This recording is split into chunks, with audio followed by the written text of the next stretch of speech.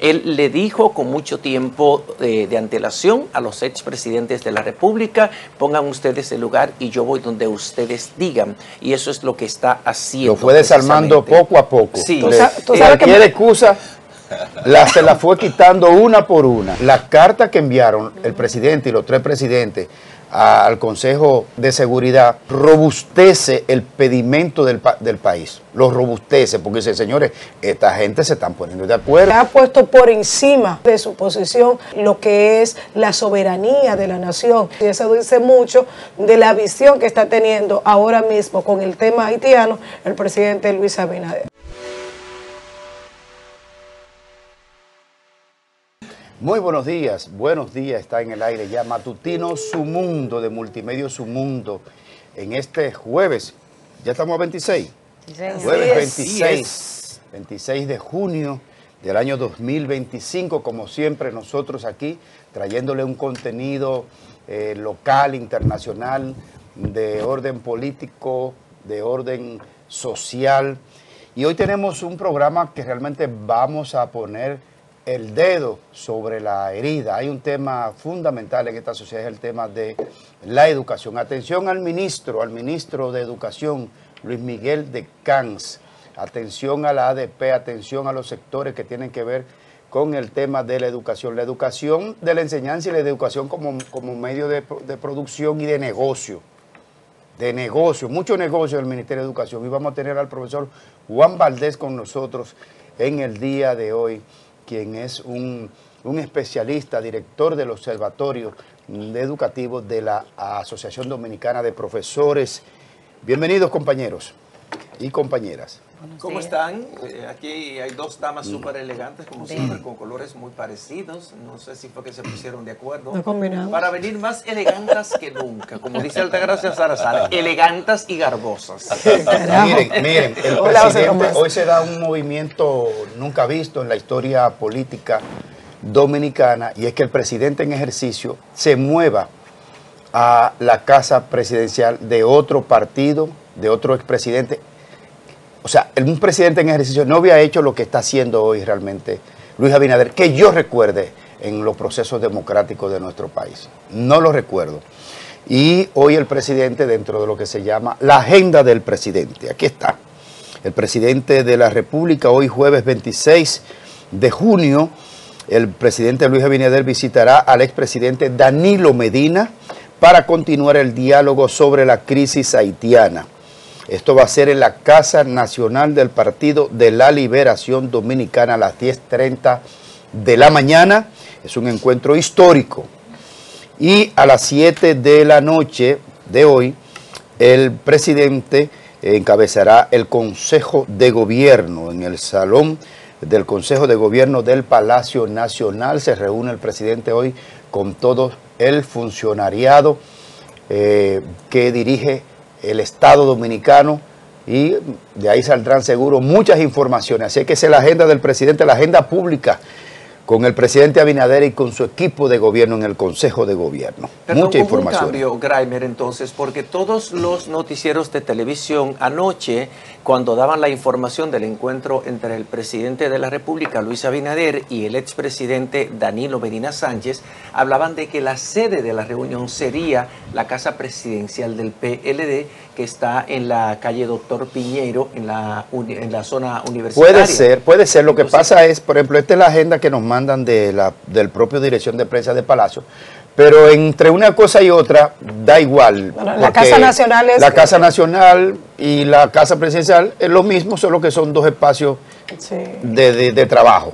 Y en la Casa Presidencial se reúne el comité político, pero da igual. El tema es que el presidente va a visitar a Danilo Medina. Pero no es la primera vez, ¿oíste? Aquí dice la agenda del presidente que es en la Casa Nacional del PLD, pero puede haber un error. Pero no es la primera vez que el presidente hace esas visitas. Recuerden que hubo un momento también por la pandemia, en esos previos, que él visitó los líderes políticos, visitó a Leonel Fernández, Alianza País y varios de los líderes políticos llevando varios temas vinculados a lo que estaba pasando con el COVID, otros temas de salud y liderazgo, y unos cuantos temas más. Sí. O sea que no es la primera vez que el presidente hace este tipo de encuentro con líderes políticos. Pero fue a la casa, a la casa política. Sí, él hizo un periplo. Exacto, con los diferentes y eso de alguna manera demuestra la condición de demócrata del presidente Luis Abinader, un hombre que no tiene ese prurito de que para yo reunirme con expresidentes de la República tienen que venir aquí, tienen que venir al Palacio Nacional o tienen que venir a donde yo diga. Él le dijo con mucho tiempo de antelación a los expresidentes de la República, pongan ustedes el lugar y yo voy donde ustedes digan. Y eso es lo que está haciendo. Lo fue desarmando poco a poco. Sí. ¿Tú sabes cualquier excusa se la fue quitando una por una.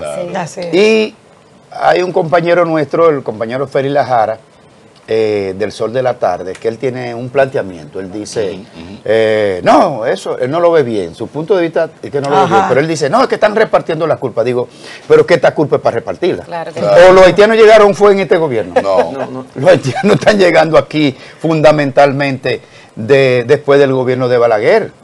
Masivamente. Y no es la culpa, es la responsabilidad. Durante. Es la responsabilidad. No, pero la proporcionalidad del desbordamiento no ocurrió en los gobiernos de Balaguer. Ha ocurrido de los gobiernos del PLD para acá. En adelante. Del 96 todavía en el 96 estaba bajita todavía. Con Balaguer estuvo de hecho medio controlado y medio organizado. Porque Balaguer sabía el origen de eso, que era de contrato de Estado. Porque Balaguer tenía con el tema haitiano el mismo criterio que tenía Trujillo, guardando las diferencias. O sea, Balaguer no era... A ver, profesor, explíqueme un poquito eso. ¿Cuál es el criterio? Balaguer, Trujillo, no auspiciaba la migración masiva, ni tampoco el ingreso descontrolado de trabajadores haitianos hacia la República Dominicana. Entonces, como la oposición política se mantuvo durante mucho tiempo abordando el tema haitiano y planteando posibles soluciones y además cuestionando lo que en su momento llamaban la inacción del gobierno o la debilidad del gobierno del presidente Luis Abinader para enfrentar el principal desafío que tiene la República Dominicana, que es la migración de ciudadanos haitianos de manera indocumentada a la República Dominicana, con todo lo que eso implica y además la desbordante presencia de parturientas haitianas en los centros hospitalarios de la República Dominicana. Entonces el presidente de la República dijo, bueno, todas esas propuestas que ustedes han hecho, los medios de comunicación, vamos a compilarlas en una mesa de negociación donde abordemos el tema desde todos los enfoques posibles. Pero lo que te quiero decir, José Tomás, es que cualquier planteamiento los presidentes lo hacen y le buscan toda la formalidad, la normativa, los aspectos legales, los aspectos de política pública de Estado y lo que sea. Lo que no se había dado era lograr lo que el presidente Abinader logró. Claro. Y es que le fue construyendo de que esto ya es insoportable y en base a información e inteligencia. La gente no lo notó, pero aquí el gobierno dominicano mandó a buscar a su delegación en Haití y lo trajo de rápido en 3 helicópteros. Claro, sí. Y como que los medios y la sociedad como que no le puso caso a eso. No solamente dominicana, también de otras naciones. Pero ahora coincidió que vino no entonces, vino la información entonces de que Estados Unidos salgan de ahí y el que no esté ahí no vaya. Lo que quería, te doy ahora Max, Ana Daisy, el tema de lo que va a hacer hoy el presidente Luis Abinader. Hoy. Eso indica y ya hay resultados para lo que decían que eso no iba para ningún lado, que eso era para hacerse una foto. Ya hay resultados. La carta que enviaron el presidente y los 3 presidentes al Consejo de Seguridad, de Seguridad ya le da una robustece el pedimento del país. Lo robustece, porque dice, señores, esta gente se están poniendo de acuerdo. Ya hay una reunión anunciada por el Consejo de Seguridad para tratar ese tema. Tú sabes que este gran encuentro que va a sostener el presidente Luis Abinader solidifica el liderazgo del mismo. Muchas personas lo cuestionaron a a Danilo Medina cuando hizo la solicitud al presidente de que si él quería reunión, pues tenía que hacerse en la Casa Nacional o en la Casa Presidencial.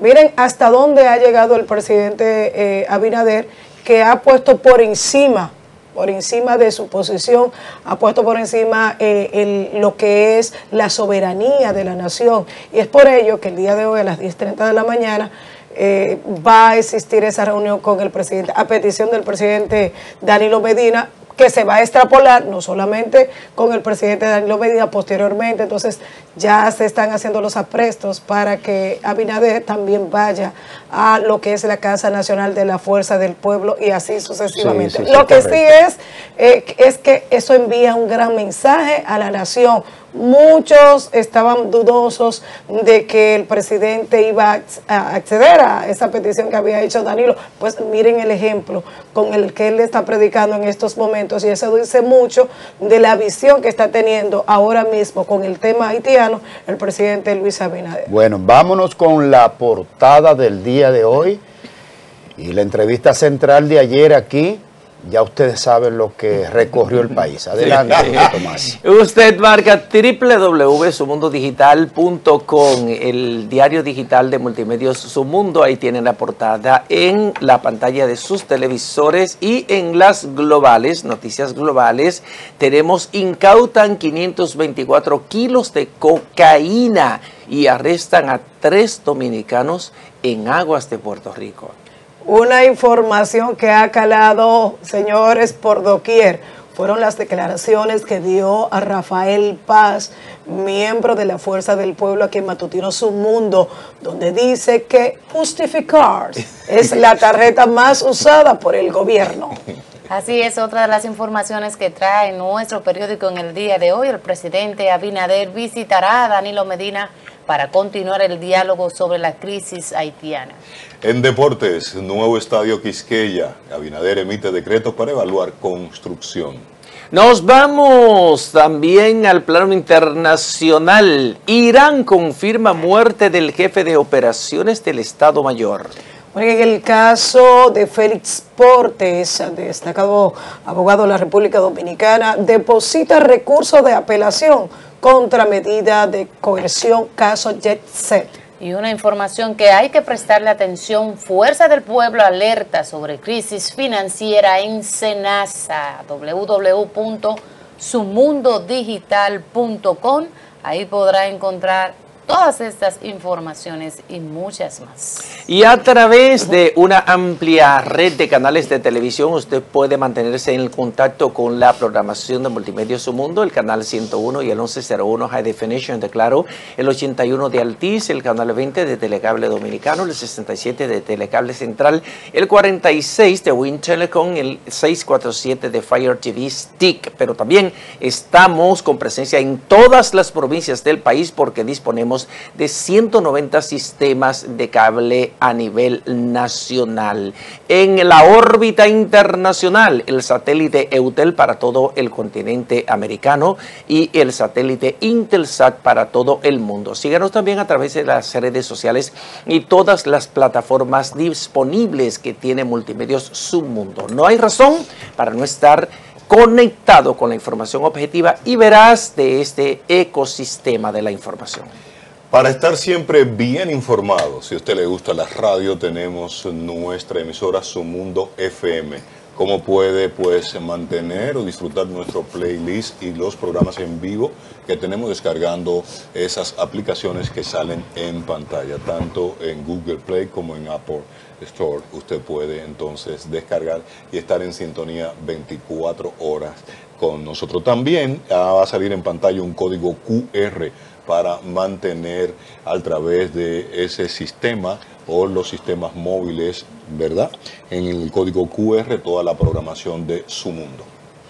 Bueno, ahí estamos. Miren, le reiteramos a nuestra audiencia que hoy tendremos de invitado al profesor Juan Valdés, quien es el director ejecutivo del observatorio, ahí está, del Observatorio Educativo ADP, sobre la crisis. Ayer tiró unos bombazos con el tema de los temas internos del Ministerio de Educación, y todo este tema de las pruebas nacionales. Estará con nosotros aquí en breve.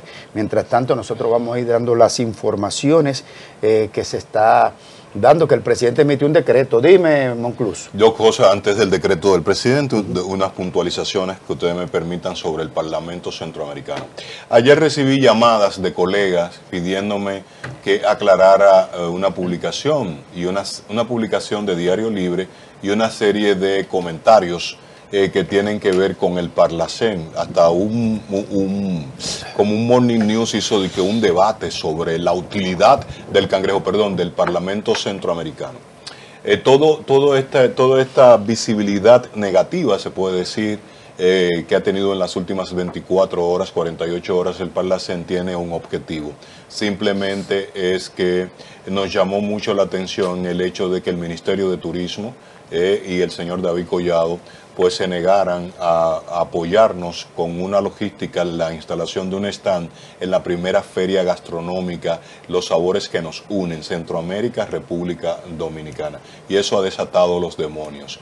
Alguien me llamó y me dijo, tiene que hacer una estrategia de comunicación. La principal estrategia de comunicación del Parlamento Centroamericano son sus hechos, son sus resoluciones. Le voy a mencionar tres hechos contundentes. 4. La pacificación de Centroamérica es incuestionable lo que pasaba en Centroamérica, y eso se logró por ese órgano. Es muy fácil cuando quieren financiamiento para la alianza pública y privada, entonces decir que el sistema de integración centroamericana es la maravilla de Dindo, cuando necesitan dinero porque tenemos un banco, el Banco Centroamericano de la Inversión. Tú ves que una cosa van de Cal y otra van der Horst. Y decía el profesor Bosch, una cosa es con violín y otra cosa es con guitarra. O el órgano político sirve o no sirve, por el órgano financiero sí sirve, ¿verdad? Entonces no hay una unificación de criterios sobre la importancia del sistema de la integración.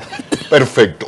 ¿Cuál es el principal hándicap del Parlacén? Es que sus decisiones no son vinculantes, o sea, los Estados miembros no asumen esas iniciativas como propia y la impulsan en sus congresos, dándole el crédito al Parlacén.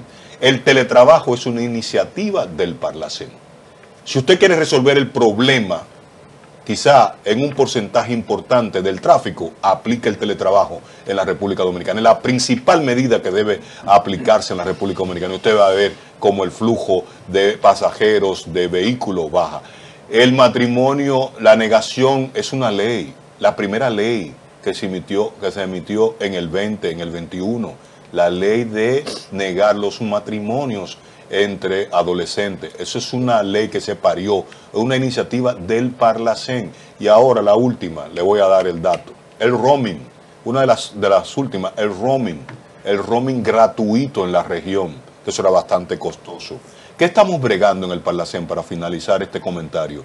Que tener lo que se llama políticas de cielos abiertos. ¿En qué va a beneficiar? En el tráfico de mercancías, en vuelos directos y a bajo costo. En eso se dedica al Parlacén. Y una gran mentira del Parlamento Centroamericano es que es un nido para delincuentes políticos de Centroamérica, sobre todo presidente. Reto a cualquier medio de comunicación, local e internacional, que pueda demostrar que un expresidente o un diputado pasado o actual del Parlacén, el Parlacén lo haya protegido, si ha cometido un delito, sea pues ¿cómo se llama?, de violación de menores, de corrupción. No hay un solo caso de protección del Parlacén. Y le voy a, para finalizar, el expresidente de Panamá, ¿cómo se llama el que está preso? Que ganaba si se hubiese presentado gana, Martinelli era miembro del Parlacén cuando terminó su gestión. A lo mejor pensó que eso era un refugio para que la justicia panameña no lo procesara. Cuando la justicia ordinaria panameña lo requirió, el Parlacén dijo, usted tiene que ponerse a disposición de la justicia de su país. Ricardo Martinelli. Entonces, da mucha pena. Son 32 años de ejercicio periodístico que yo tengo. Mi único patrimonio y activo que yo tengo es la veracidad y la práctica periodista que yo tengo. Entonces, el Parlacén es lo más transparente que puede haber. Y como dijo el vicepresidente del Parlacén y expresidente de ese órgano, el dominicano, Ramón Emilio Goris, en el Parlacén no hay riferos ni hay narcotraficantes. Y a ese diputado que habla en la radio por la mañana, que presta su voz para criticar al Parlacén, déjame decirte que el Parlacén en la actualidad está compuesto por 20 políticos que pertenecen a diversos partidos y agrupaciones políticas de la República Dominicana. Oye bien lo que te voy a decir. Pero no es a esa persona que está ahí. Ese es el vicepresidente no se confunda, del Parlacén, que ha dicho que en ese órgano en el cual yo soy el gestor de medios, ahí no hay riferos, ahí no hay narcotraficantes ni lavadores. Oigan bien, y reto a cualquier medio de comunicación a un debate. Puede ser aquí, y se lo puedo demostrar. Gente honorable y transparente. El aporte que le ha hecho el Parlacén es más importante que esa información que se ha gastado en ese órgano. ¿Qué sucede, Monclús? Finalmente, déjeme decirle lo siguiente. En los últimos 5 años que yo tengo en el Parlacén, yo no he tenido que invertir un solo peso, ni en publicidad, ni en comprar opiniones a favor. Yo no tengo que hacer ninguna estrategia de comunicación. Finalmente, el Parlacén tiene 20 miembros y todos pertenecen a partidos políticos. 12 de ellos pertenecen al PRM y aliados. Oye, ¿qué sucede, Monclús? Tú estás hablando con hechos y en la medida de aquí en lo adelante, obviamente, que se seguirá vertiendo en la opinión pública todos esos afanes y decisiones congresuales, porque es un parlamento centroamericano. Yo le veo mucho valor al Parlamento centroamericano en el sentido de la comunidad que representa y las políticas regionales que se pueden llevar a cabo y la integralidad y en términos democráticos, en términos comerciales, en términos culturales, en términos científicos, en todos los órdenes. Ahora, ¿tú sabes qué es lo que sucede, Monclús? Que tradicionalmente este tema del Parlacén no se divulgaba adecuadamente. Así es.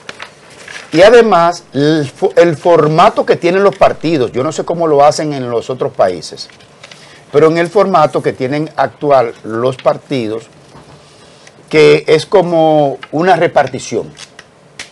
Y la repartición se da entre los allegados de quien tiene la pluma para poner la lista, en el orden que puedan salir en función de los votos que se sacan.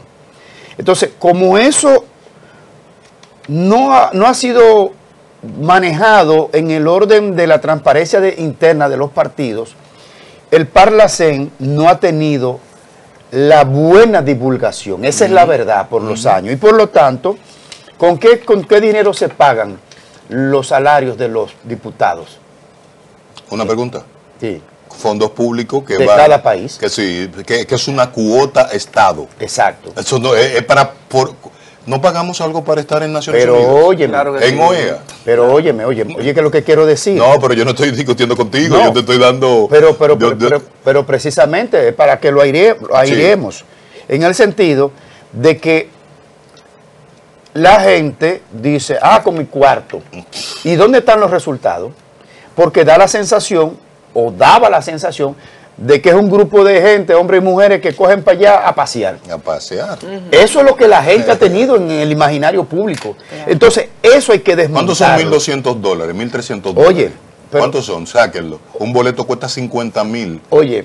En la sede a Guatemala. Algo 80,000 pesos. Un pobre no puede ser diputado del Parlacén porque no le alcanza el dinero. Alojarte allá. Tú te vayas a Capotillo. Ahora que están en El Salvador, tú te vayas a donde están las maras. Tú tienes que quedarte en el centro histórico. Entonces, esa falta de transparencia que ha habido tradicionalmente le ha construido un imaginario a la población de que eso es una repartición primero y segundo que con los cuartos de uno. Entonces ese tema Por eso que ese tema hay que repensarlo, la manera del diálogo social entre los parlamentarios del Parlacén con sus representados, que son los dominicanos en el caso nuestro, y lo de cada país a su vez.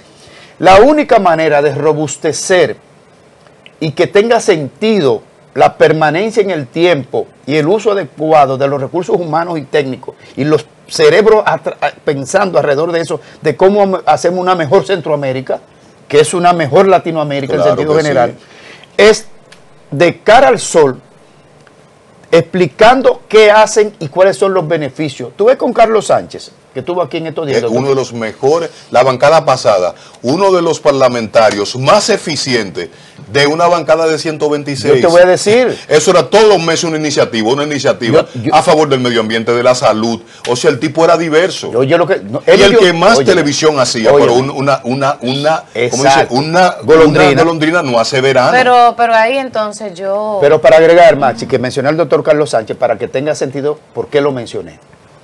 Lo mencioné porque cuando yo estaba aspirando a la diputación, en el 20, yo tenía y tengo, y lo haré introducir por alguna vía cuando llegue el momento o alguna coordinación técnica, lo que es el tema de una nueva ley de donación y trasplante de órganos y tejidos. Entonces, con Carlos Sánchez ya nosotros teníamos cuadrado, muy avanzado, hacer el tema de la ley local y hacer la ley a través del Parlacén, para toda la región. Pero eso no se cayó, eso no se ha caído, eso se está trabajando. Pero te quiero decir... La Comisión de Salud estamos trabajando en eso. Pero te quiero decir que una de las cosas que nosotros íbamos a hacer como diputado local era precisamente impulsar la ley local, la nueva ley de tema de donación y trasplante de órganos, como nosotros la denominamos, la ley Claudio. Que se necesita. La ley Claudio por el tema que yo manejaba de manera directa por una persona que iba a morir por falta de un riñón, y ahí fue que yo identifiqué la situación del país y comenzamos a trabajar una propuesta legislativa. Entonces, el Parlacén es un club para que, redondeando, si las compañías... No, y para que puedan entrar también, sí. El Parlacén amerita de verdad lo que se está haciendo ahora. Hay que transparentar cómo se conforma eso y cuál es el uso que tiene eso y cuáles son los beneficios que tiene eso. Perfecto. Y adicional a lo un último dato. Mire, en la nueva cédula va a haber un código QR, lo explicaron acá. Eso es una iniciativa del Parlacén que diga Roberto Monclús, 000 cuánto, es donante de órganos. Es una iniciativa. Pero la del matrimonio entre adolescentes, esa ley que Horacio sometió, no fue más que un Horacio Rodríguez de Opción Democrática, de una iniciativa de nosotros. Al no tener la vinculancia a los estados que son miembros, 6 en total, estados miembros con voz y voto, entonces se abrogan los congresos nacionales, iniciativas de nosotros. Pregúntenme, no voy a dar detalles. Pero es que tú te contradices, Monclús, y te voy a decir por qué, claro que sí. No, porque tú ahorita, mi pueblo perecerá por falta de conocimiento. Exactamente. Por falta de conocimiento. No es que, pero no es que no se comunica. Lo que pasa es que si tú buscas el escándalo de que se gasta tanto con los aportes que hace el órgano, entonces tú le das prioridad a lo amarillista por encima de las iniciativas. Oigan lo que está diciendo, en la Comisión de Salud. Quiero una ley marco regional, no solo para República Dominicana, para normatizar la donación de piel, de órganos y de tejidos. Es una ley compleja, pero beneficiosa. Pero mi amor, óyeme lo que te estoy diciendo. Y difiero contigo en eso. Ahorita dijiste, no es necesario una campaña, no es necesario que sea. Es necesario que se diga, porque lo que Graimer dice es verdad. En el imaginario de la sociedad dominicana es un órgano que para lo único que sirve para gastar, para consumir el dinero de los dominicanos. Pero oye, todas las iniciativas que tú has traído aquí y que se están dando y que son 3, 4 que yo puedo mencionar de memoria. Independientemente de lo que tú digas, sí ha faltado comunicación, ha faltado que la ciudadanía sepa que esas decisiones que se han tomado, que esas iniciativas han salido del Parlacén porque no lo saben. Y tú has hecho tu trabajo, no quiere decir que no, pero falta más. Y hay que hacerlo si queremos limpiar la imagen del Parlacén. Y es ahora o nunca, porque ahora es que se están dando buenas iniciativas. Y hay que hacerlo. Lo que pasa, Maxi, es que uno se arropa hasta donde la sábana le da. y el Parlacén no cuenta con el presupuesto. Imagínense ustedes si solamente un apartamentico o una habitacioncita en un país donde usted tiene que pagar en dólares muchísimas veces, le cuesta 700, 1000 y pico de dólares. Imagínense ustedes donde un diputado lo que está cobrando son 1.300 dólares, lo que equivale a pesos dominicanos a 76.700 pesos y un boleto dominicanos. Te cuesta 50 y un boleto está costando 50.000. Y ustedes saben la cantidad de viajes que tienen que realizar, porque tiene que existir una conexión, porque hay que incluir a esos dominicanos que están radicados en esas demarcaciones a la política de desarrollo del gobierno, ¿verdad? Entonces ellos tienen que realizar muchísimos viajes. Yo estoy de acuerdo con la campaña que debería hacerse, pero también hay una carencia de recursos económicos para poder dar a conocer, publicitar de la forma como amerita todos estos trabajos que está haciendo el Parlacén para conocimiento de cantidades de personas, que ellos se empoderen, que hagan la solicitud, ¿verdad?, a los fines de que puedan contar con una partida presupuestaria y que puedan lograr ese impacto que amerita ahora mismo. ¿Tú sabes cuando los medios reaccionan? Sí. Cuando sale algo como el de Diario Libre. Pero, mira, por favor, Monclús, ¿cuántos diputados hay ahí? Yo tengo que repetir ahora mismo a la bancada, son 20. Tenemos, le voy a decir cuántos presidentes ha tenido el Parlacén de República Dominicana en 26 años.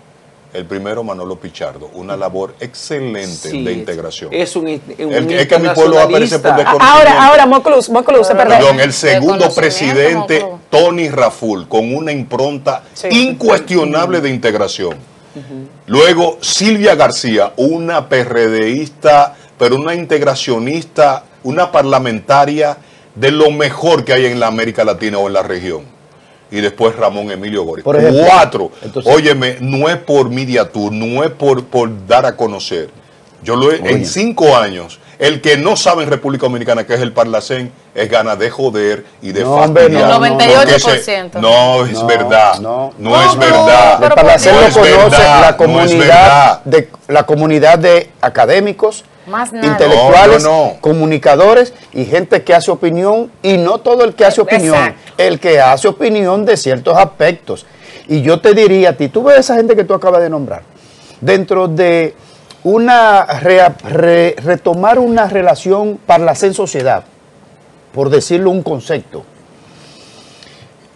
Yo tomara, por ejemplo, esa figura que tú has dicho, y gente que está ahora, y puede ser una propuesta que la hacemos pública, y tú armas, por ejemplo, un congreso o un seminario de corte internacional con esa gente que ya pasó por ahí, desafío del Parlacén,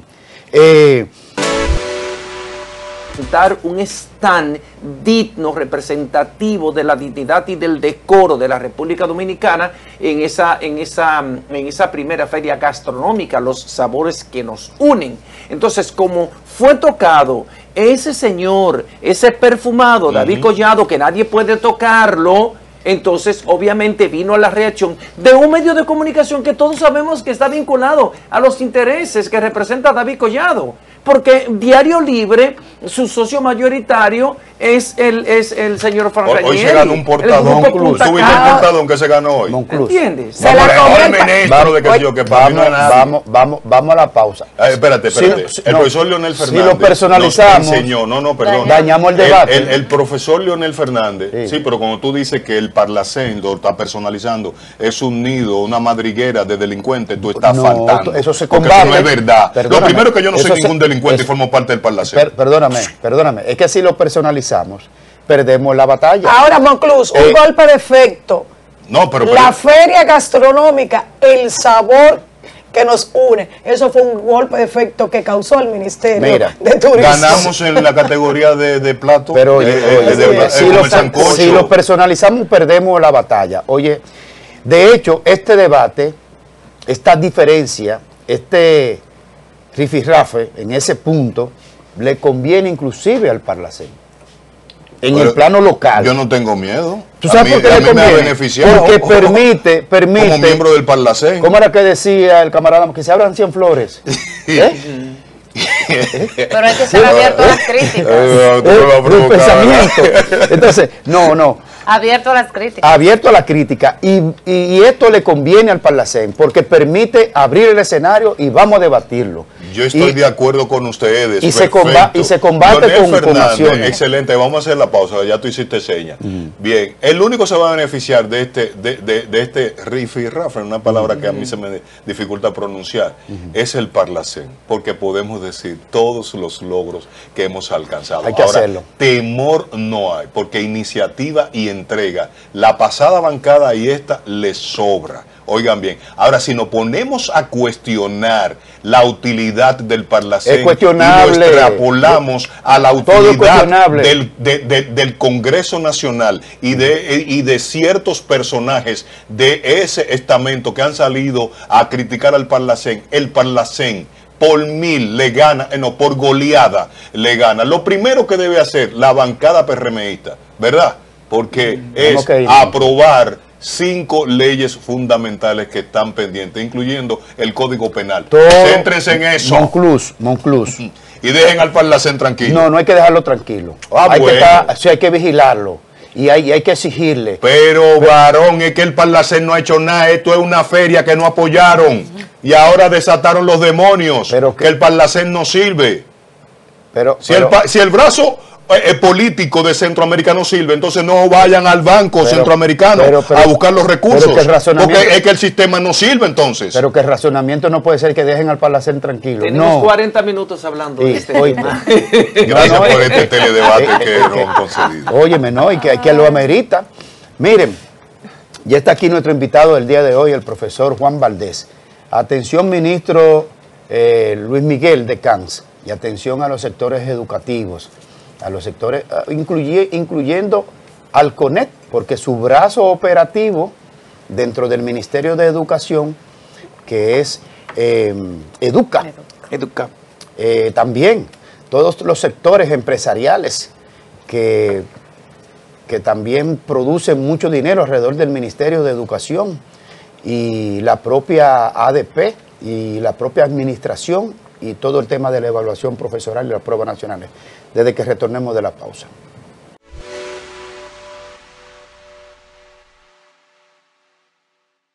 Bueno, seguimos aquí, Matutino Su Mundo. Le dijimos que hoy tenemos un invitado en la entrevista central de lujo, de primer nivel, por lo que representa su planteamiento y su postura respecto del modelo educativo dominicano, el profesor Juan Valdés. Buenos días. Muy buenos días, gracias por recibirme. Ante todo, profesor, ¿qué es y cómo funciona el tema del observatorio de la ADP? ¿Qué es eso? El Observatorio Educativo es una instancia de investigación científica en educación que nació en el año 2019 con el propósito de contribuir a mejorar la educación dominicana a través de la investigación educativa. Desgraciadamente en nuestro país las decisiones educativas no se basan en la investigación. Aquí hemos tenido más de 30 años, yo tengo 35 años de experiencia en el mundo educativo y recuerdo desde la gestión de Jacqueline Malagón, en ese momento yo era coordinador de una facultad universitaria a principios de los 90, cuando se dio el primer plan decenal de educación. Hemos pasado más de 30 años y uno se da cuenta que las decisiones de este país en educación no se basan en la investigación, no tienen sustento en datos, son improvisadas, no generan continuidad. Entonces el Observatorio Educativo de la ADP ha querido contribuir a mejorar la educación dominicana partiendo de la investigación científica. La educación es una ciencia, acá no la tratan como ciencia, aquí la tratan como parodia, como lamentablemente caprichos del momento, improvisaciones sobre todo, que no ayudan a desarrollar la educación dominicana. Entonces el observatorio lo que procura es tener evidencia, ya que estamos hablando de una ciencia y más que esto, un conjunto de ciencias. Las decisiones, las políticas educativas deben siempre basarse en la evidencia. ¿Educa qué hace? ¿Educa no desarrolla investigaciones? Educa es Acción Empresarial por la Educación, que es una institución que tiene un serio conflicto de intereses, porque Educa es miembro del Consejo Nacional de Educación y a la vez es contratista del Ministerio de Educación, violando la Ley General de Educación, violando la Ley de Compras y Contrataciones Públicas, y se supone que Educa en particular, su fin es contribuir a mejorar la educación desde una perspectiva, que es la perspectiva empresarial. Pero los empresarios no son expertos en educación. Además, tienen un sesgo por defecto, que es la parte instrumental de la educación. Entonces, aquí hay un grupo de instituciones que se supone que son veedores, pero mentira, tras bastidores todos son contratistas y beneficiarios de ese 4% para la educación. Tienen contratos ilegales, la mayoría. Nosotros en el Observatorio Educativo investigamos todo lo que pasa en el mundo de la educación dominicana.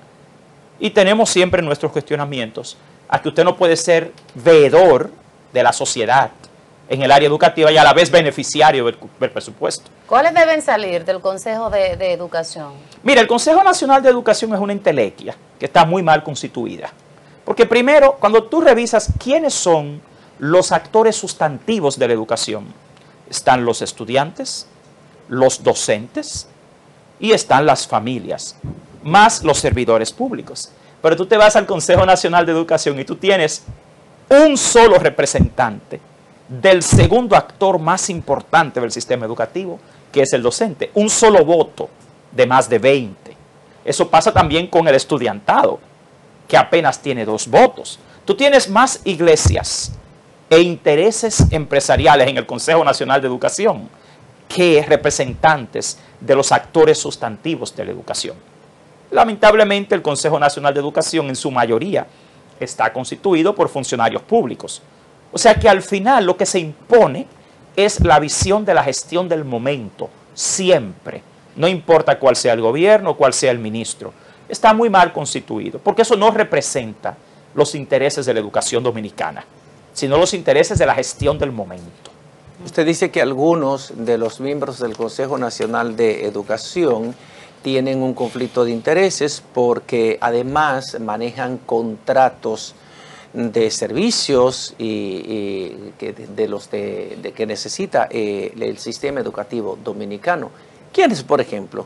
¿Quiénes tienen...? Usted busca Educa, usted busca la Asociación de Rectores Universitarios, usted también tiene el hecho de que el 29% del presupuesto de educación se va en bienes y servicios al sector empresarial. Entonces, quienes están ahí del sector empresarial, lamentablemente tienen un serio conflicto de intereses. Somos culturalmente acá muy claros. Lamentablemente ahí lo que se da es mucho lobismo al final. Usted no va a encontrar una opinión disidente nunca de ninguno de los grupos de intereses que están ahí a ninguna decisión o tema que tome el ministro o la gestión del momento. Sí, existe. Por ejemplo, Educa se oponía a la teleeducación. No, peor, Educa no se oponía a la teleeducación. Sí, Educa fue miembro junto a un grupo, a la Asociación de Rectores Universitarios, de un contrato de más de 300 millones de pesos que se asignó durante la pandemia en conjunto con una universidad uruguaya, acá de manera ilegal, y fue parte de esa teleeducación. Ojo, nosotros en el Observatorio Educativo lo que hacemos es investigación y solicitamos a través de la Ley de Libre Acceso a la Información Pública todos los contratos y tenemos esos contratos. Nosotros todo lo que declaramos se basa en las evidencias. Profesor. Y nuestros cuestionamientos se basan en las leyes. Usted no puede ser miembro del órgano que regula la educación dominicana y a la vez ser contratista de ese mismo ministerio por decenas de millones de pesos. Profesor, pero en estos días nosotros conversábamos con, ¿cómo se llama el vicepresidente ejecutivo de Educa ahora? Bueno, Darwin Caraballo es quien lo ha dirigido. Sí.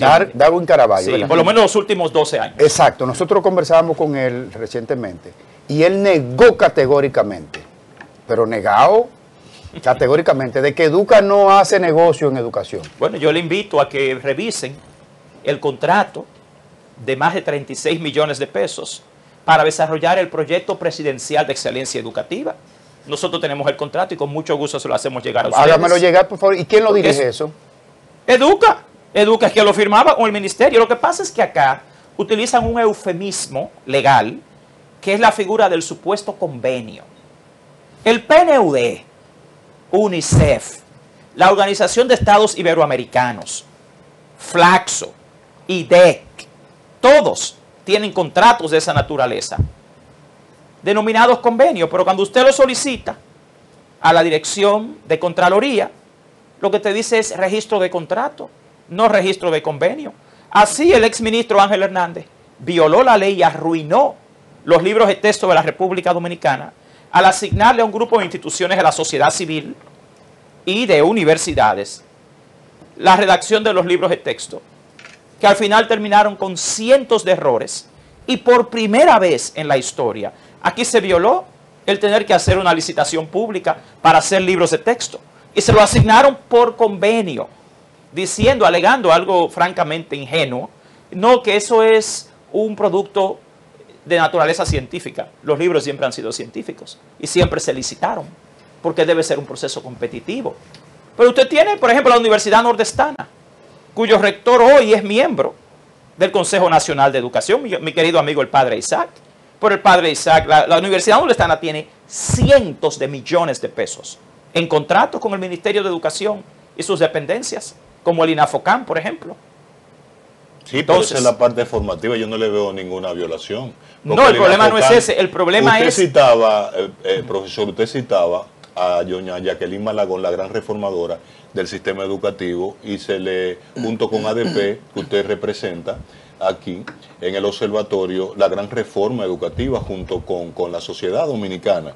Y una de la Ley General de Educación, de las patas que desprendió, o sea, que vinieron con esa ley, era el INAFOCAN para la formación y el INAVIMA para la distribución de los beneficios, el bienestar de los maestros. O sea, el INAFOCAN está para formar. Si ese es el tema. El tema es que usted no puede ser, les reitero, contratista del Ministerio de Educación, sea a través de INEFI, INAFOCAN, ISFODOSU, el IDEICE, o cualquiera de los 5 institutos del Ministerio de Educación, y a la vez ser miembro del Consejo Nacional de Educación. Eso no tiene justificación, discúlpeme.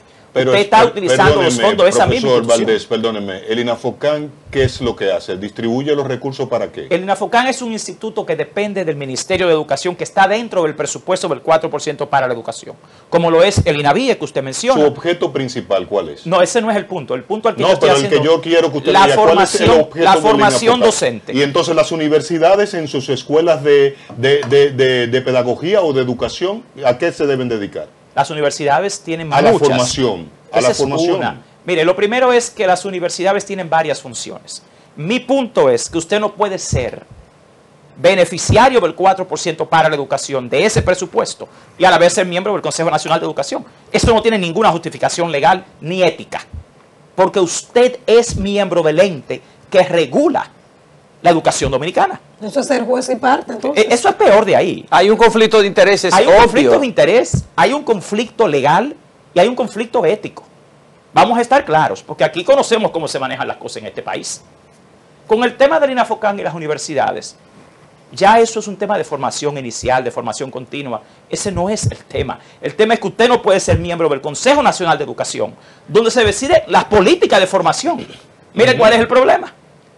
El Consejo Nacional de Educación lo define todo.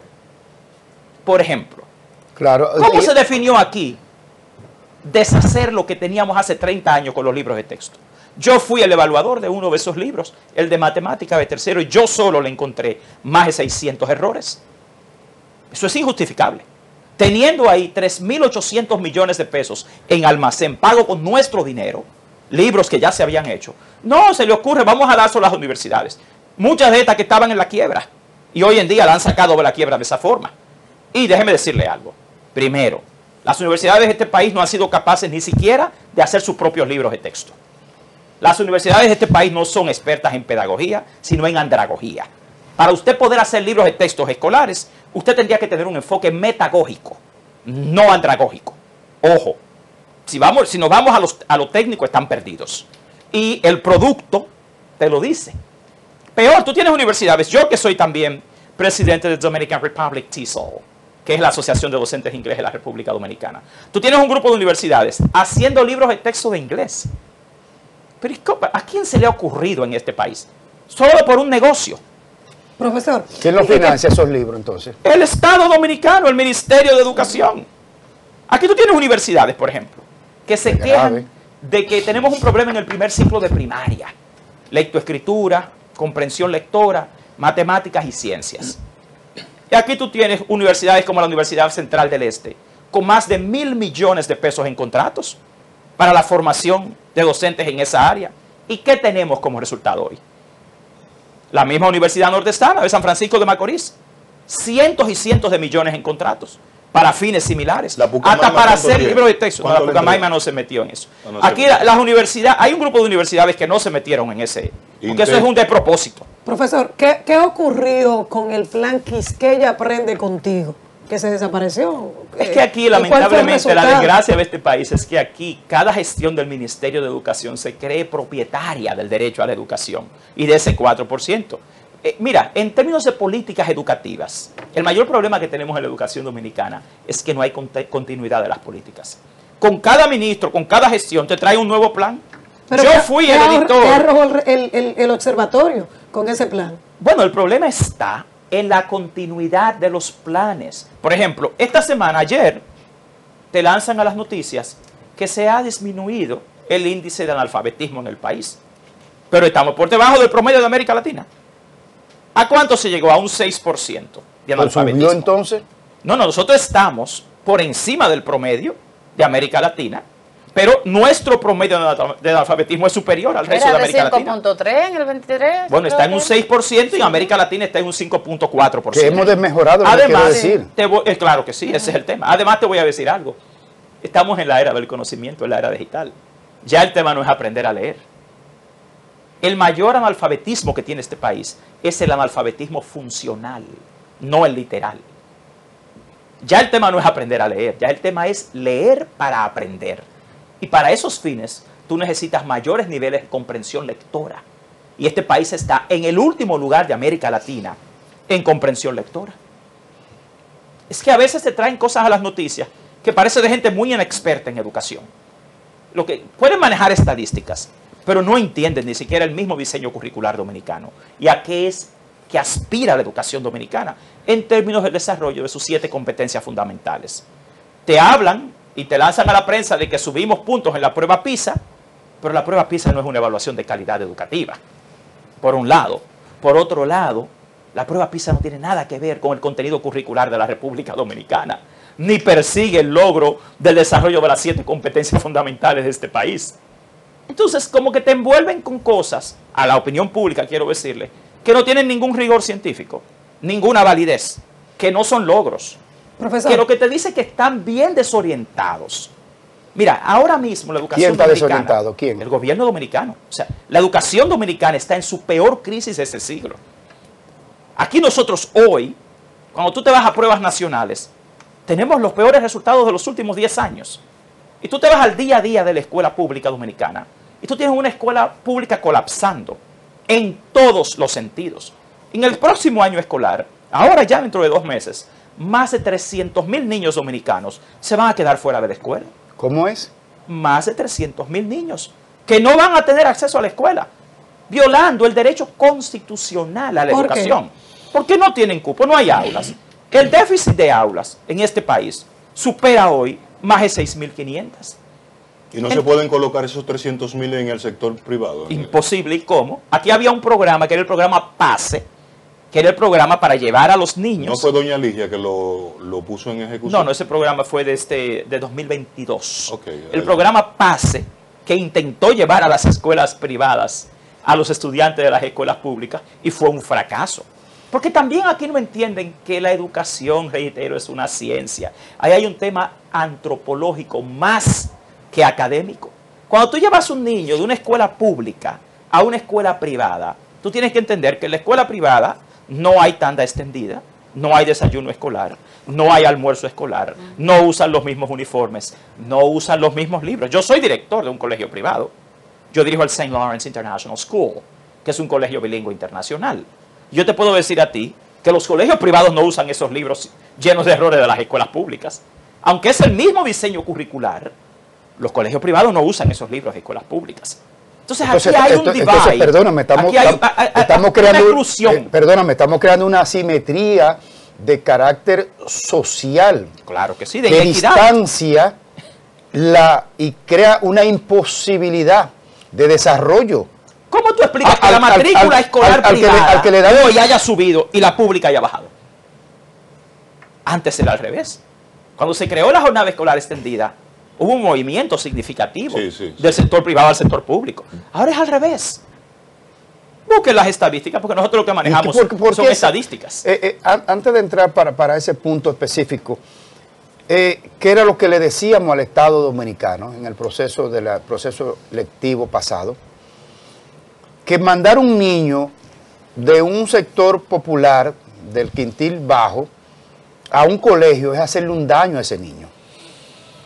Es hacerle un daño porque tú lo desarraigas de su entorno natural y encima los papás tienen un problema serio por lo que usted acaba de decir. No, porque es que, mira, los colegios privados y las escuelas públicas son muy disímiles, desde la oferta hasta las garantías. El derecho constitucional a la educación lo tiene todo ciudadano y el deber del Estado es garantizar la educación pública. La educación privada es un servicio, la educación pública es un derecho. Son cosas muy distintas y usted no puede confundirlas. Además, cuando han tratado, han fracasado porque gran parte del problema del Ministerio de Educación es su ineficiencia operativa.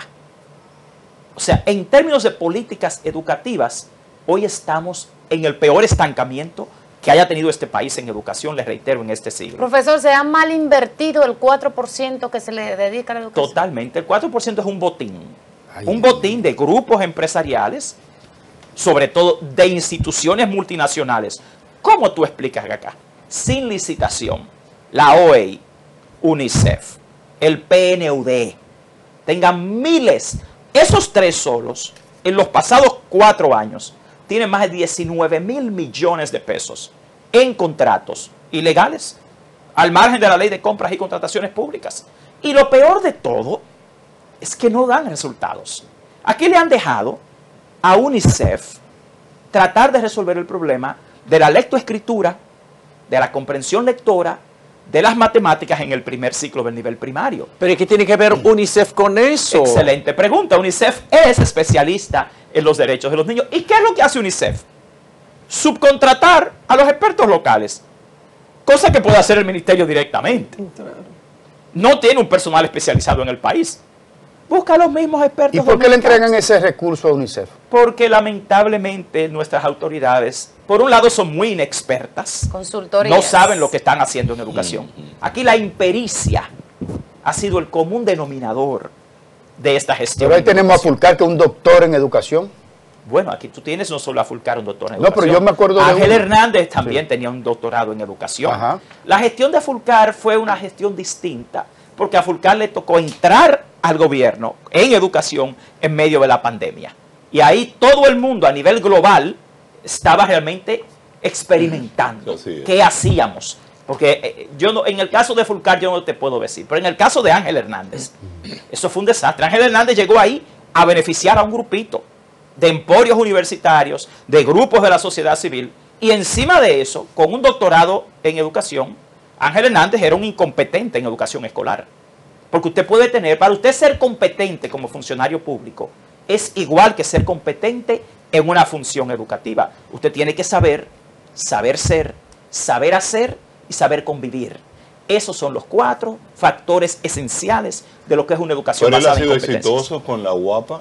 Es que usted está hablando de andragogía otra vez. ¿La andragogía no sirve para nada? ¿No sirve para nada? Es que por eso existe el sector universitario, que se basa en principios muy distintos. El aprendizaje adulto parte básicamente de lo que es la andragogía. El aprendizaje en la escuela, las políticas educativas, las decisiones, parten de un mundo pedagógico. Pero Ángel no es un advenedizo en el mundo pedagógico. No es su área de expertise. No, pero en la administración 2000-2004, Ángel fue subsecretario para el tema pedagógico en la gestión de doña Milagros. ¿Dónde están los resultados?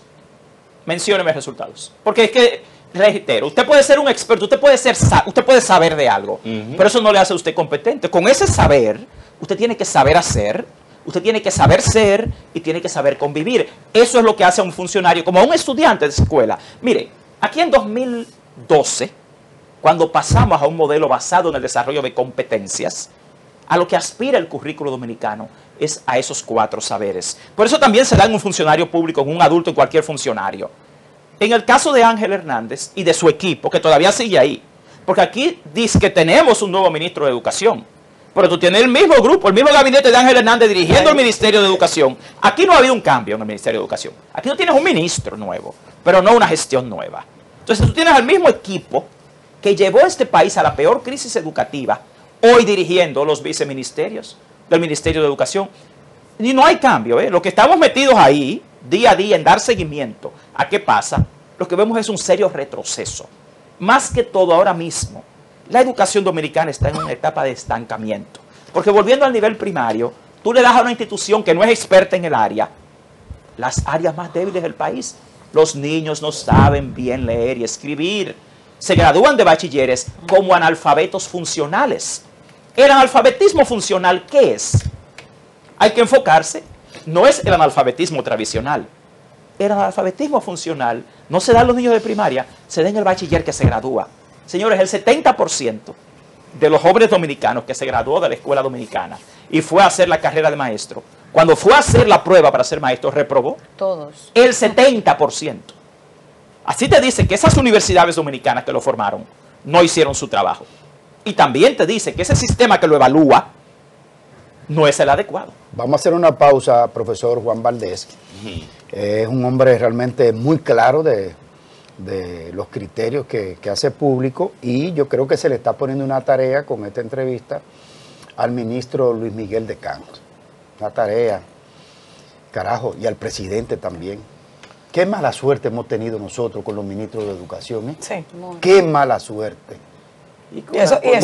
Porque cuando se buscan entonces lo que tú crees que van a servir, entonces tienen un equipo que no le ayudan también. La sé peor, para no decirlo.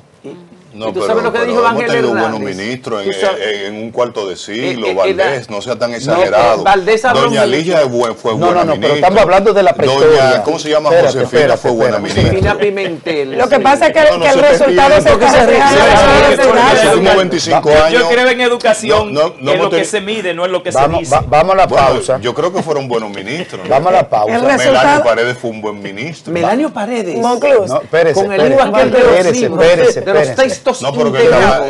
Luis Valdés dice que el único problema con los libros fue Ángel Hernández, entonces él se le olvidó ¿cómo se llamaba? Él no habló de Melanio Paredes, de los textos con el tema de los libros y a que lean un libro que se llama La quiebra de la esperanza. Quiebra de la esperanza. ¿De quién es? De Melanio Paredes. Ya usted habla de esos libros. ¿Usted sabía que hoy en día los libros de primero de primaria son textos integrados? ¿Qué es lo que en 2012 le cuestionaron a Melanio Paredes? Vamos a la pausa. ¿Quién se lo cuestionó? Profesor, ¿SM o se lo cuestionó el grupo Prisa? Vamos a la pausa. Señores, vamos a la pausa, espérense. Vamos a la pausa, profesor, para que nos diga un poco su perspectiva de las pruebas nacionales. Si eso sirve o no sirve. Ay, Dios mío. Vamos a la pausa, retornamos en breve.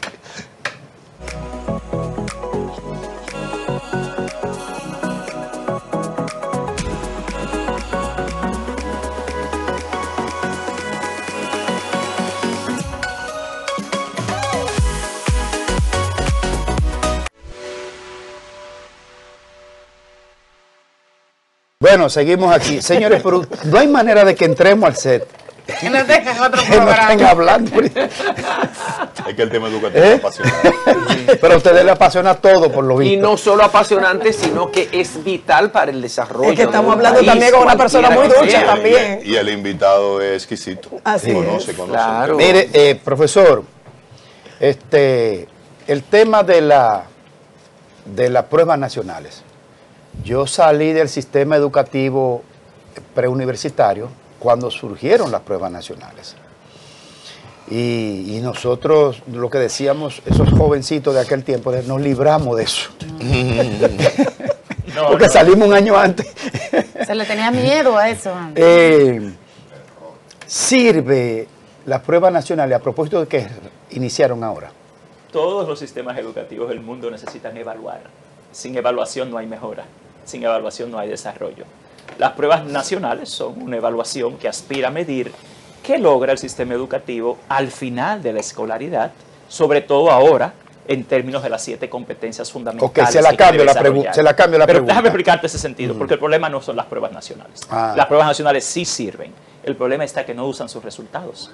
Tú no haces nada con una evaluación que te dice qué está pasando si ningún ministro, ningún gobierno en el fondo la utiliza para generar nuevas políticas educativas? Ok, el concepto general, pruebas nacionales, usted dice que sirve. Claro que sí. Ok, ahora, la estructuración de la metodología sirve. También, el problema no está en la prueba. ¿Y qué han arrojado los resultados de la prueba nacional? Por ejemplo, con las pruebas nacionales pasa lo mismo que pasó con CERCE, con TERCE, con las pruebas diagnósticas de tercero y sexto grado, que tú tienes resultados que te dicen dónde están las debilidades. Y eso debería ser lo que informe las políticas que toma y que lleva a cabo cualquier ministerio, cualquier gobierno.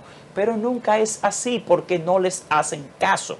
Cuando a mí me dicen que hemos tenido expertos en educación, yo les puedo decir que no en educación escolar. Pero usted que es un cientista, un científico académico, ¿qué rayo estamos haciendo? Hace 33 años de las pruebas nacionales. 33. Profesor, 33 años después. Te voy a poner un ejemplo. ¿Para qué nos ha servido la prueba nacional? Te voy a poner un ejemplo. ¿O sigue como va o eso hay que hacerle un cambio? Es que el problema no son las pruebas nacionales. Todos los sistemas evalúan, hay que evaluar.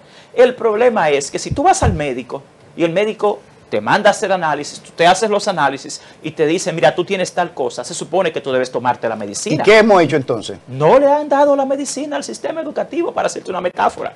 El problema aquí está, te reitero, en que cada gobierno, cada ministro, viene con sus nuevos planes. No hay continuidad en las políticas. El observatorio, ¿qué dice el observatorio en 33 años, el que usted dirige?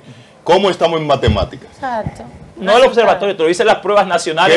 ¿Qué dicen? Estamos en el peor momento. ¿Qué dicen en sociales? Igual. En ciencias naturales. Oye, lo que pasa es que ya no se evalúa la educación por asignaturas. Ese es un modelo, te reitero, basado en el desarrollo de competencias. Todas esas asignaturas lo que deben generar son capacidades y destrezas que se denominan competencias. Tú lo que evalúas al final es el desarrollo de esas competencias que deben tener los niños. El contenido es mediador del aprendizaje. Esas asignaturas que tú has mencionado, por ejemplo, aquí dijeron ahora que quieren recuperar la materia de moral y cívica.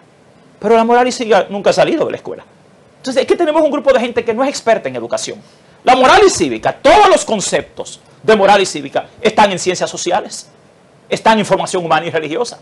El problema es que aquí le dicen a la gente las cosas que la gente quiere escuchar. Hay mucho populismo en educación, pero más que eso, hay mucha impericia. Tú los escuchas hablar y te das cuenta que no saben lo que están haciendo. En educación ahora mismo, te reitero, pruebas nacionales. Las pruebas nacionales te dicen las debilidades que tenemos. Señores, la calificación promedio en pruebas nacionales no llega a 60 puntos en este país. Ni a 60. Pero profesor, yo vuelvo, insisto, 33 años después. Es que el ministro, mira, ¿qué vamos a hacer? Toma el 4%. Tú tienes ya hoy en día 12 años del 4%. ¿Qué ha sido el 4%? Un botín. El 4% en este país solo se ejecutó un año. Hoy, por ejemplo, el gobierno dominicano está violando la ley garrafalmente, porque lo que tenemos no es un 4%, es un 3.88%. El presupuesto que se asignó al Ministerio de Educación este año no fue el 4% del PIB, es el 3.88%. O sea, y a veces no lo pueden gastar, porque Ángel Hernández no lo pudo gastar. Porque mucha gente me sale, no, que Leonel decía que el problema no era el 4%, el problema sí es el 4%. Y debió ser hoy un 6% según la Estrategia Nacional de Desarrollo 2030. El problema son los incompetentes que han manejado ese 4%. Diga qué hacer con la prueba nacional. Mira por qué hacer. Mira por qué, por ejemplo. Pero profesor, espérese. ¿Por qué que a la prueba nacional le quedan la respuesta? Es que las pruebas nacionales no son el problema. Pero ¿qué hacer con eso? ¿Qué hacemos con eso? Lo que hay que hacer es continuar dando las pruebas nacionales, pero hacerle caso. Como la misma prueba PISA. Mira la tontería, la hipocresía aquí de este país. Te hablan de la prueba PISA, de que mejoramos, que no es cierto, porque estamos en el último lugar de América Latina. O sea, subir de 20 a 22 cuando la calificación es 100 no es mejorar. Pero, ¿quién le hace caso al informe de factores asociados que genera la prueba PISA? No les interesa ese. Porque ese informe te habla de todos los factores exógenos que tienen que ver con el fracaso educativo. Por ejemplo, si aquí no hay una conjunción de políticas sociales, políticas económicas, con las políticas educativas, nunca vamos a mejorar la educación. Profesor, porque la educación no se da in vitro, la educación no se da al vacío. Aquí, por ejemplo, No hay hoy en día coherencia entre las políticas sociales, las políticas económicas y las políticas educativas. Y el niño no aprende simplemente en la escuela. El 70% de los factores que inciden en el aprendizaje no están en la escuela. Tú tienes, en términos de nuevo antropológicos, una familia que envía a sus hijos a la escuela pública, que es en su mayoría monoparental, de madres solteras que trabajan o padres que también trabajan. Los niños están en la casa solos hasta las 6, 5 de la tarde. ¿Dónde están las políticas sociales para tú poder darle apoyo a ese niño? Nosotros hemos sugerido en el observatorio, en 2 acuerdos, en 2 informes, que se incluyan trabajadores sociales a la escuela pública para mejorar en realidad el aprendizaje. Profesor, si la educación está tan mal en la República Dominicana, ¿por qué reconocieron el día de ayer a 30 estudiantes en la ciudad de New York, 30 estudiantes meritorios dominicanos, que participaron en el programa Orígenes de Excelencia 2025? Eso se llama factor recesivo en educación. La educación no se mide por factores recesivos, sino por factores comunes. Tú puedes sacar dentro de 2.6 millones de estudiantes, no 30, 300 que son excelentes. Pero eso es exclusión. Eso no es el factor común. La educación no se mide por factores recesivos, sino por factores comunes. La evaluación profesoral, la evaluación... La evaluación de desempeño. La evaluación de desempeño. ¿En qué está eso, profesor? Para mejorar la educación necesitamos mejores maestros. Pero para tener mejores maestros, tú tienes que evaluarlos. Hacer un diagnóstico de sus necesidades formativas. Nos quemamos en eso. Bueno, la evaluación de desempeño hoy está estancada porque el ministerio... Yo dudo que la promesa que ha hecho el ministerio de empezar la evaluación de desempeño en octubre se dé, porque al día de hoy ni siquiera se han presentado los términos de referencias de la licitación que hace falta para diseñar la plataforma digital de evaluación de los docentes. Tampoco se ha diseñado el sistema instrumental. Nosotros sometimos a la justicia, al ministro Ángel Hernández y al ministerio, ante el Tribunal Superior Administrativo. Le ganamos el caso el año pasado porque intentaron hacer un contrato ilegal de casi 600 millones con la Organización de Estados Iberoamericanos para evaluar a los profesores. Le cancelaron el contrato y hoy, a pesar de ser abogado, parece que el ministro Luis Miguel de Camps no entiende que la contratación directa para hacer el sistema instrumental de la evaluación de desempeño es ilegal, que lo que debió hacerlo es lo que nosotros hemos dicho del año pasado, desde enero del año pasado, una licitación pública internacional para que ese sistema instrumental de evaluar a los maestros lo haga una institución, una instancia experta. Aquí no, aquí están improvisando y faltando 2 meses ya para iniciar el año escolar y 3 meses para iniciar la evaluación de desempeño. Nos reunimos esta semana en el ministerio para juramentar a la Comisión Nacional de Evaluación y eso fue simplemente un acto protocolar donde no se nos dio respuesta. Primero, ¿quién va a ser el sistema instrumental? ¿Usted de ese consejo? Sí. ¿Usted de esa comisión? Yo soy de la comisión. ¿Y te juramentaste? Pero claro, porque juramentarse es lo correcto. Ahora, hay que hacer lo que yo estoy haciendo. Yo cuestiono, ¿dónde está el sistema instrumental de evaluar a los maestros? ¿Quién lo va a hacer? ¿Quién lo coordina? ¿Dónde está la plataforma digital? ¿Dónde están los evaluadores? Y yo como experto en esa área les puedo decir que a nosotros lamentablemente nos están mintiendo. ¿Cuál es el mensaje al ministro Luis Miguel de Camps entonces? Ministro Luis Miguel de Camps, primero, obedezca la ley y haga la contratación del sistema instrumental a través de una licitación. Sean más transparentes, porque al día de hoy nosotros ni siquiera conocemos los términos de referencias para el desarrollo de la plataforma digital. Yo como ingeniero de sistemas de computación te puedo decir que no hay forma de hacer una plataforma digital para esos fines en menos de 4 meses. Entonces, ¿cómo usted me dice? Si ni siquiera la han licitado, no hay una licitación publicada, que tan solo en una licitación lo mínimo que tú duras es 45 días. Más la adjudicación y el contrato, tú llegas a 2 meses. Ya estamos ahí en agosto. Entonces, ¿cómo es que vamos a empezar? Supuestamente en octubre. Eso es falso. A los maestros se les está mintiendo. Porque técnicamente, sin violar la ley, no hay forma de iniciar la evaluación de desempeño docente. Si no violando la ley, no hay manera. Vamos a ver. ¿Cómo tú contratas una institución para hacer una plataforma digital? Por un proceso de emergencia, eso es, la ley lo contempla, 340. Pero tiene que estar justificado. Pero déjenme desarrollarme. También un proveedor único tú puedes, o sea, hay 2 procesos. Aún así te toma tiempo, porque son procesos. Lo que dice la ley. Ahí es donde voy. Tú no tienes menos de 45 días. 90 máximo. Exactamente. Suponte tú que no, que sean solamente 45. Tú estás hablando de que ya estamos en el mes de agosto. Y la evaluación debe comenzar en octubre. Y después que tú lo adjudicas, tú tienes que desarrollarlo. Y eso no se le Los pudo, sistemas informáticos, tú tienes que desarrollarlo. Valdés, ¿y nadie le pudo explicar eso al ministro de Camps? No, yo se lo expliqué no solo al ministro de Camps, sino a la gestión anterior, en enero del año 2024. ¿Y cómo llegamos aquí entonces, de nuevo? Porque la intención era violar la ley. Por encima de la Comisión Nacional de Evaluación de Desempeño, el viceministro Fran de Olio y el ministro Ángel Hernández nos citan el, creo que 23 de septiembre del año pasado, para decirnos que ya ellos habían contratado a la OEI, a espaldas de la comisión, violando la ley porque la OEI era miembro de esa comisión. ¿Cómo tú, mira la ridiculez, la burla a la que se ha llevado este país? Tú tienes a la Organización de Estados Iberoamericanos, OEI, miembro de la Comisión Oficial del Ministerio de Educación, miembro de la Comisión Nacional, y esa misma institución que trabajó ahí con nosotros durante 2 años, no, el contrato de 599 millones es de ustedes. O sea, tú lo metes en la comisión oficial y le das el contrato de casi 600 millones. Aquí lo que hay con la educación es una burla. Y yo creo que el pueblo dominicano tiene ya que abrir los ojos y aquí tiene que darse ya un nuevo movimiento en defensa del derecho a la educación. Y el TRAE, que usted no ha hablado del transporte escolar. El transporte escolar, lamentablemente, aunque yo creo que todo el mundo tiene el derecho a transportarse, a ir a la escuela, el transporte escolar no es más que un negocio, por lo siguiente. El transporte escolar no es una prioridad básica del Ministerio ni de la Educación Dominicana. Yo le he llamado transporte de lujo para escuelas de miseria. En una escuela todavía con letrinas, sin agua, sin electricidad, sin buenos libros, sin buen mobiliario, sin buena iluminación, sin buena ventilación, sin buena infraestructura. ¿Se te ocurre comprar vehículos eléctricos, autobuses, perdón, de lujo, para llevarlos a las escuelas? Que dicen, bueno, estos autobuses tienen hasta rampas. ¿Y las escuelas tienen rampas? No. Autobuses de lujo para escuelas de miseria. Un despropósito. Que mira, aquí están educando una generación en este país con la autoestima en el suelo. O sea, aquí se está educando una generación de dominicanos para la pobreza, con un complejo de inferioridad y también con un trauma. En términos psicosociales, aquí se está educando a la juventud dominicana. ¿Que estudiar en la escuela pública es un acomplejado? Mira por qué.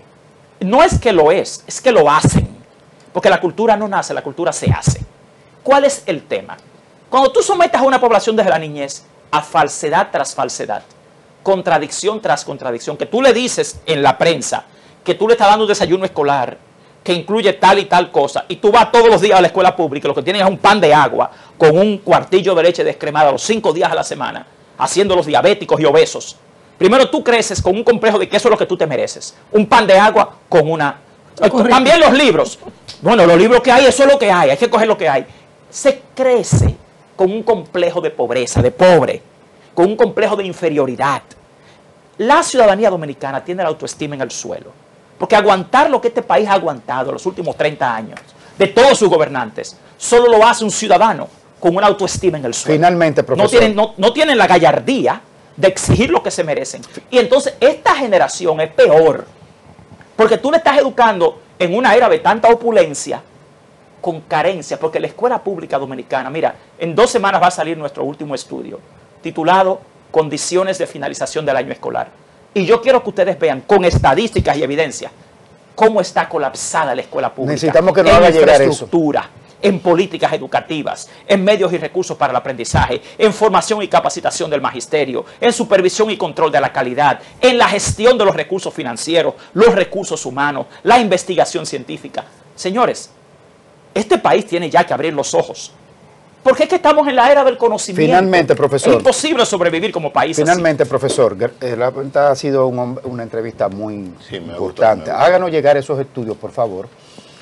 Este equipo se caracteriza por darle seguimiento a los datos, a las cifras, a las informaciones precisas, y ese lo queremos, ese estudio. De que esté listo, por favor.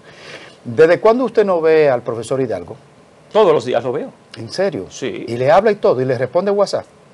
Hablamos todo el tiempo. Salúdalo, Hidalgo está encima, Hidalgo inclusive se la pasa visitando hoy en día. Tú llamas a Hidalgo hoy y tú lo vas a encontrar en Valverde Mao, en Atomayor, visitando las escuelas. Y no hay señal por donde él va, seguro.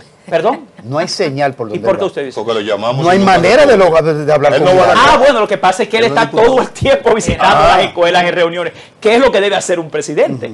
Hidalgo ha hecho una excelente gestión. Pero debe comunicarlo también. Yo quiero ver a Hidalgo ahora para la ADP preguntarle. Tiene toda una plataforma mediática, su propio canal, Nosotros está bien, que se quede entrampado ahí adentro, cociéndose su propia salsa. Por eso estoy aquí, Greinberg. Estoy aquí porque la ADP está abierta a explicarle a este país lo que está pasando. De vez en cuando, Eduardo Hidalgo debe responder. Hidalgo va a todos los programas. Quizás no ha venido aquí, pero yo lo voy a pasar el mensaje. Mire, déle el mensaje. Yo le voy a decir, profesor, Greinberg lo necesita ya. Necesitamos conversar con él, porque queremos escuchar de él directamente sus opiniones respecto de la evaluación docente y de las relaciones con el nuevo ministro en todo lo que tiene que ver con la relación profesorado-administración. La relación con el nuevo ministro es excelente. Nosotros tenemos una excelente relación con el nuevo ministro de Educación. ¿Usted le augura éxito a Luis Miguel? Yo creo que Luis Miguel de Camps podría hacer un excelente trabajo, pero no con el gabinete que tiene ahí. Muy bien, porque gracias. Está atado de manos. Gracias, profesor Juan Valdés. Vamos a hacer la pausa, señores. Venimos con el resto del contenido de esta entrega de hoy.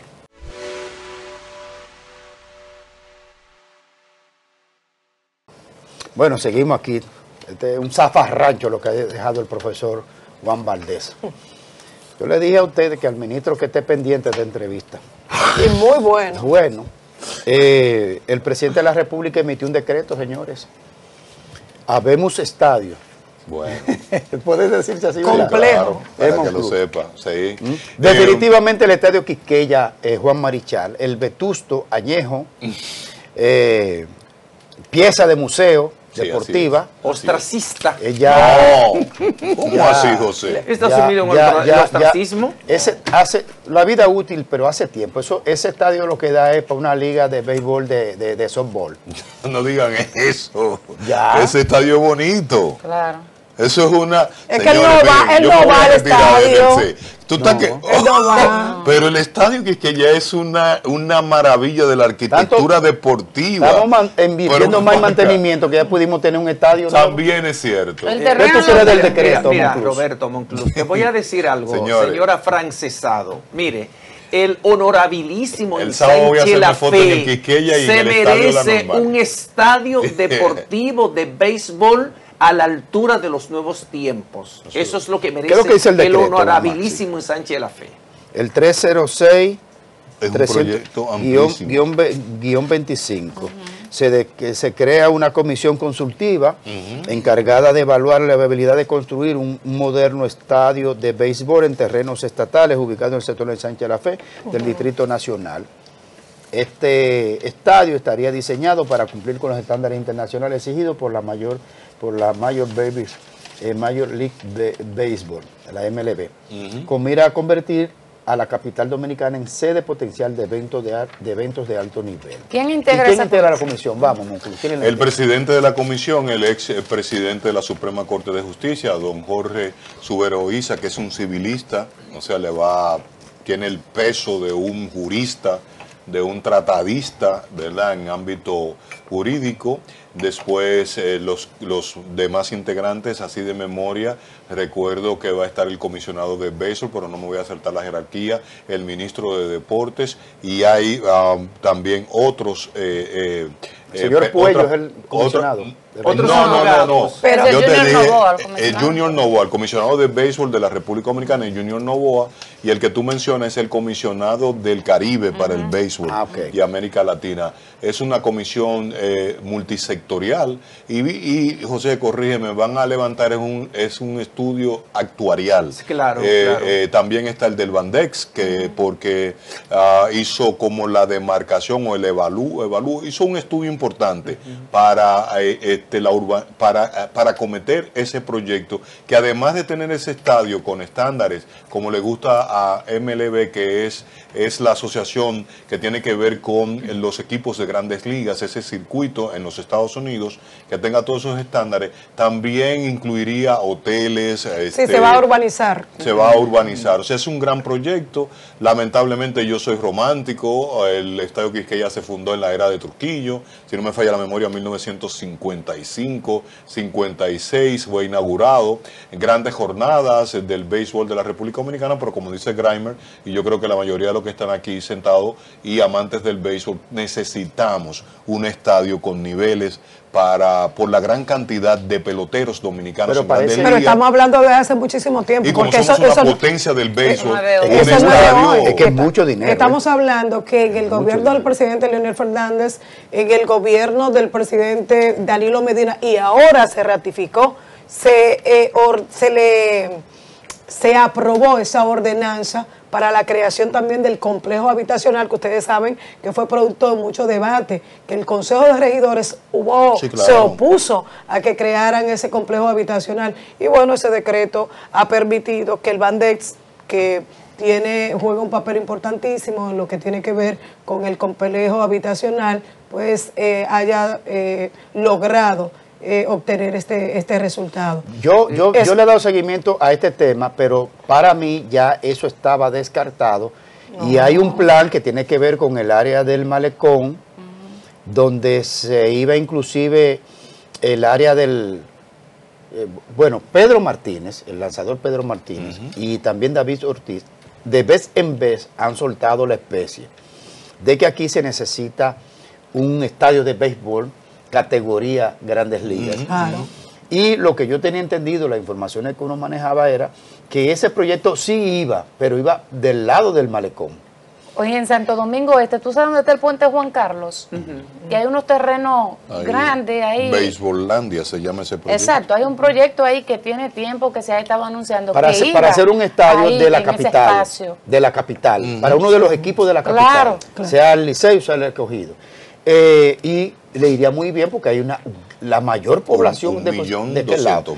Pero yo tenía entendido que se iba parte en el terreno para el área del malecón, incluyendo el hotel, apartamentos y todo eso, y una plaza comercial, donde están los terrenos que está actualmente Pasaporte, Impostón, creo que no recuerdo si están cerca, Migración, donde está la feria ganadera, como que todo se iba a empalmar y hacer ahí ese complejo que ahora se está hablando del estadio de Quiqueya. Yo no le veo mucha viabilidad donde está el estadio de Quiqueya. Sí, Graeme, no, porque recuerda, por ejemplo, los terrenos donde está el Intran. Te puedo invitar el sábado para que tú veas la dimensión. Los terrenos donde está el Intran. Es por lo que generaría en materia de tránsito.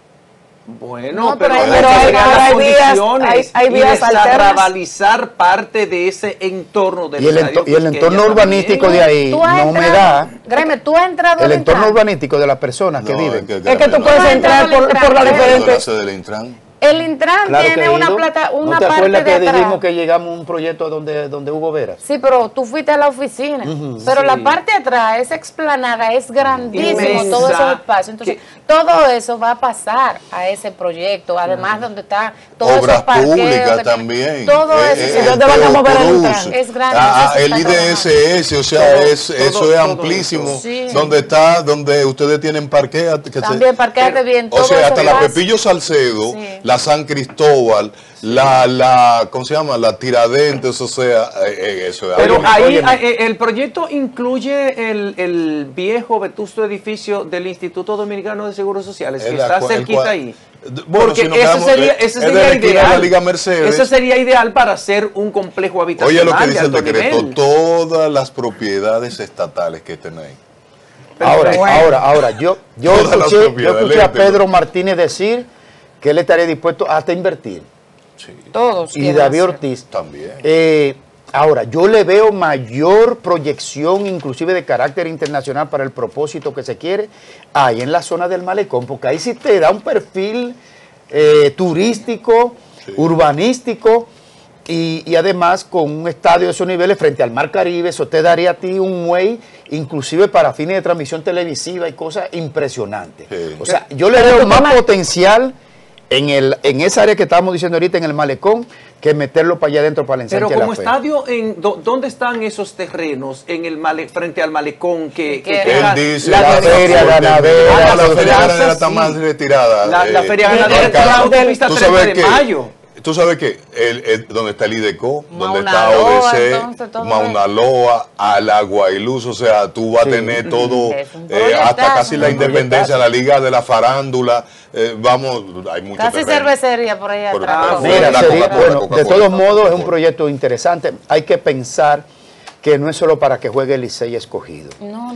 Eso es un proyecto de política pública de alto impacto. Para que la Serie del Caribe se haga aquí todos los años. Y además que te atrae un turismo deportivo de alto nivel. Mira, ahí en la Charles de Gaulle hay un complejo habitacional que eso de agosto. Ahí, pero son de peloteros. Uno dice Pedro Martínez, otro Alex Rodríguez. Así llevan por nombre esos edificios que están en esa demarcación. ¿Ustedes se imaginan en el Estadio Quisqueya ese complejo habitacional que lo mismo pudieran llevar los nombres de esos peloteros de Grandes Ligas Dominicanas? Sí. De verdad que sería un gran... Pero también te voy a decir algo. Hay un proyecto de un complejo que se va a hacer para el área médica, un hotel para el área médica que se está también trabajando ahí en la zona de la Plaza de la Salud, y parte de esos terrenos donde está el Estadio Quisqueya se supone que también iba a ser para eso. Y que le hace falta. Entonces, eso hay que ver ahora si realmente se va a utilizar para una cosa o para otra, porque los dueños de ese proyecto que se iba a hacer ahí son de los principales dueños de este país. Entonces hay que ver cómo los bichines van a soltar. No, y que le está yendo bien con su centro de diagnóstico que tienen en la Luperón. Sendoe, es la excelencia. Por cierto, un hotel. En febrero yo estuve, Graeme, participando en una feria comercial, y donde nos alojaron era cerca de unos complejos hospitalarios, o sea, hoteles de segunda, de 2 estrellas, 3, pero que están cerca de complejos hospitalarios. Por cierto, que eso... A propósito del tema hospitalario, la declaración ayer del doctor José Joaquín Puello sobre el tema de la ciudad hospitalaria que él dirige y el tema de Secanot y una protesta que hubo ayer. Oftalmólogo. Y el tema de... Yo no conozco, no soy muy enterado con precisión de ese tema de la transferencia de recursos a los médicos por el sistema de intervenciones. Y ayer yo conversaba con el doctor Puello, José Joaquín Puello, para tenerlo aquí la semana próxima. Ay, qué bien. Lo vamos a tener aquí la semana próxima, porque aunque mañana lo tratemos aquí para ver cómo es esto que se está discutiendo, tener una figura como José Joaquín Puello la semana que viene aquí, porque yo no conozco bien a plenitud qué es lo que está reclamando el doctor José Joaquín Puello. Okay. Está en la noticia, pero hay detalles ahí que yo no lo entiendo bien.